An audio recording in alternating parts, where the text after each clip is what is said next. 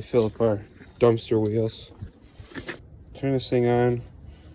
We set ours at 50 psi. And take our cord and tighten this right here. And put this right on there. You'll see it's at 26.5 right now. We want to get it to 50. And we press this right here.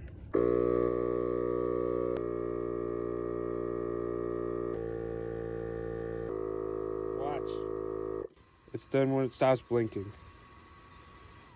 And now it's done. Just take it off.